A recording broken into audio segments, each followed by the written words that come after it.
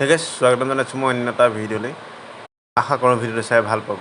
আপোনালোকৰ মন নাজানে উৰাজাহাজৰ চিট নীলা বা সেউজীয়া কিয় ব্যৱহাৰ কৰা হয়। উৰাজাহাজৰ চিটটোৰ নীলা বা সেউজীয়া হোৱাৰ কাৰণটো জানিবলৈ হ'লে আপোনালোকে ভিডিঅ'টো শেষলৈকে চাব। আজিৰ সময়ত উৰাজাহাজ যাত্ৰা কৰাটো আগতকৈ বহুত সহজ হৈ পৰিল। বহুতো উৰাজাহাজত যাত্ৰা কৰিছে। আপোনালোকে উৰাজাহাজ যাত্ৰা কৰাৰ সময়ত দেখিবলৈ পায় যে উৰাজাহাজৰ চিটবোৰ নীলা বা সেউজীয়া থাকে। আপোনালোকৰ জানিব মন নাজানে উৰাজাহাজৰ চিটটো নীলা বা সেউজীয়া কিয় থাকে। আহক আজি আপোনালোকক মই কৈ দিওঁ উৰাজাহাজৰ চিটটো নীলা বা সেউজীয়া কিয় থাকে। কিছুমান মানুহে কয় যে উৰাজাহাজৰ চিটটো নীলা হোৱাৰ কাৰণটো হৈছে যে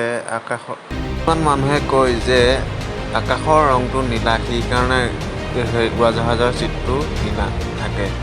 সেইটো একদম মিছা কথা।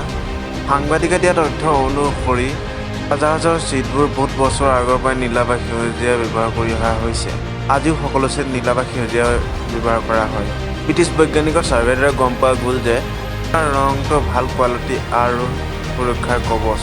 ব্ৰিটিছ বৈজ্ঞানিকসকলে দেখিলে যে এইটো কিছুমান মানুহৰ কাৰণে সহায়ক হয়, যিসকল মানুহে উৰাজাহাজত যাত্ৰা কৰাৰ সময়ত ভয় অনুভৱ কৰে। হ'লেও সেই বেমাৰ কাৰণে উৰাজাহাজৰ চিটটো নীলা থাকে। যদি চাই ভাল পায় like, comment, share and subscribe কৰি দিব।